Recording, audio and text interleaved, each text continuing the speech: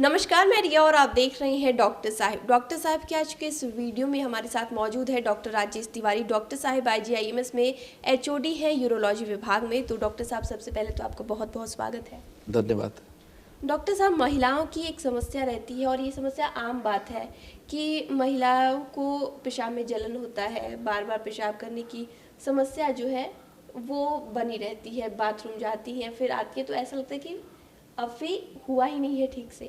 तो ऐसे में ये समस्या क्या है और इससे कैसे बचा जा सकता है? महिलाओं में चूँकि कुछ ऐसी संरचना है नेचर के द्वारा दिया गया है कि पेशाब की नली बहुत छोटी होती है और गुदा मार्ग से उनका संपर्क, उनका बहुत क्लोजनेस रहता है। ऐसा एनाटॉमी, ऐसा बनावट ही है।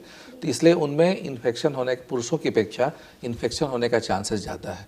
और महिलाओं में जब इन्फेक्शन होता है तो उसके मुख्य लक्षण है पेशाब बार बार होना, पेशाब में जलन होना, पेट की निचली भाग में दर्द होना, पेशाब में खून आना, बुखार होना। ये सब कॉमन सिम्टम्स हैं UTI की, यूरिनरी ट्रैक्ट इन्फेक्शन के। जो एक बैक्टीरिया होता है E. coli, वो पैखाना के रास्ते पे अवस्थित रहता है और वहाँ से ये चला आता है पेशाब के रास्ते से, फिर अंदर चला जाता है और ये यूरिनरी ट्रैक्ट इन्फेक्शन कॉज करता है। तो इससे बचाव के कारण है, कुछ महिलाएं में ऐसा देखा गया है कि ये ज़्यादा होता है। ये जेनेटिक भी कुछ हद तक होता है कि ये उनका ऐसा है कि प्रतिरोध क्षमता जो है उनके अंदर E. coli के अगेंस्ट पे फाइट करने की थोड़ी कम है, इसलिए उनमें बार बार ये रिकरेंट अटैक्स होते हैं। एक बार दवा खाया और ठीक हो गए, फिर कुछ दिन के बाद हो जाता है। तो वैसे लोगों को हम लोग बताते हैं कि उनको संपर्क करना चाहिए। ऐसे जो महिलाएं हैं जो सफ़र कर रही हैं तो उनको संपर्क करना चाहिए यूरोलॉजिस्ट से। हम लोग बताते हैं कि फिर इसके बचने के क्या क्या उपाय हैं, हाउ टू प्रिवेंट कि रिकरेंट बार बार ये अटैक नहीं हो। इससे बहुत घबराने की ज़रूरत नहीं है। ये प्राण घातक नहीं है या किडनी को डैमेज नहीं करता, लेकिन ये समस्या ज़रूर पैदा करता है, रिकरेंट यूरिनरी ट्रैक्ट इन्फेक्शन। लेकिन हर महिलाओं में ये जो लक्षण है केवल इन्फेक्शन के कारण नहीं होते हैं। एक और डिजीज है जिसको हम लोग बोलते हैं over active bladder. Over active bladder का मतलब होता है जैसे नॉर्मली हमारे पेशाब के किसी वयस्क पुरुष और महिला में पेशाब की थैली का साइज़ होता है कि ये 400-500 ml तक के पेशाब एक बार में रोक सकते हैं, जमा कर सकते हैं, और फिर जब उचित स्थान मिलता है तो वहाँ जाके हम लोग उसको खाली कर लेते हैं। लेकिन कई बार ऐसा देखा गया है कि कई महिलाओं और पुरुषों में ये 200 ml पेशाब जमा हुआ और 150 ml ही जमा हुआ और पेशाब महसूस होने लगा। इतना तेज़ महसूस होता है कि लगता है कि अगर नहीं करेंगे तुरंत तो कपड़ा भी खराब हो सकता है। तो इसको इस सिम्टम को हम लोग बोलते हैं अर्जेंसी।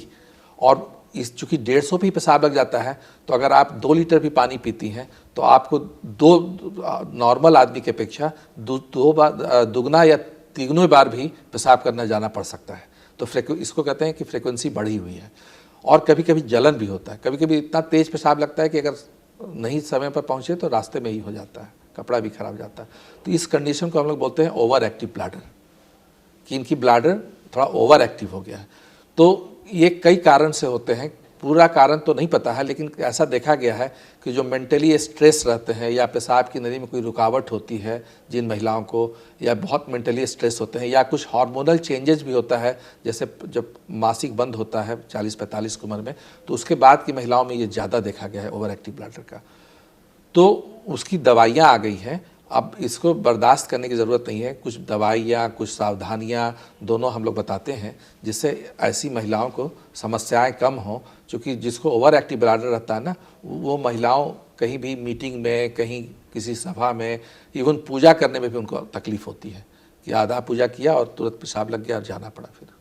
तो इस तरह से इसकी दवाइयाँ निकल गई हैं और उनको मिलना चाहिए यूरोलॉजिस्ट से, और दवा खा के अपने को वो ठीक कर सकती हैं। कुछ घरेलू उपाय जो आप बताना चाहें कि घर पे भी कैसे इसे बचा जा सके? घर पे जैसे देखा गया, जैसे कुछ लोगों को में ये भ्रांति है कि ज़्यादा पानी पीने से हम स्वस्थ रहेंगे, तो वो लोग 5 लीटर 6 लीटर पानी पीते हैं जाड़ा के दिनों में खासकर।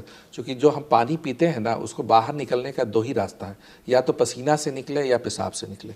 तो अगर जाड़े का दिन है, पसीना निकलता नहीं है, अगर आप इंडोर में काम करती हैं, बाहर कहीं बाहर नहीं निकलती हैं, पसीना कम निकलता है आपको आपके काम में, तो आपका सारा पानी जो है वो पेशाब से निकलता है। तो पानी बहुत ज़्यादा पीने की ज़रूरत नहीं है। शरीर को, एक स्वस्थ व्यक्ति को स्वस्थ रहने के लिए 2 लीटर से 2.5 लीटर से ज़्यादा पानी पीने की आवश्यकता नहीं है। अगर ज़्यादा पानी पिएंगी तो ज़्यादा पेशाब होगा। दूसरा ऐसा देखा गया है कि चाय या कॉफ़ी या इस तरह के ड्रिंक्स पीने से भी पेशाब ज़्यादा होता है। वो कैफ़ीन जो उसमें होता है वो ब्लैडर को इरिटेट करता है।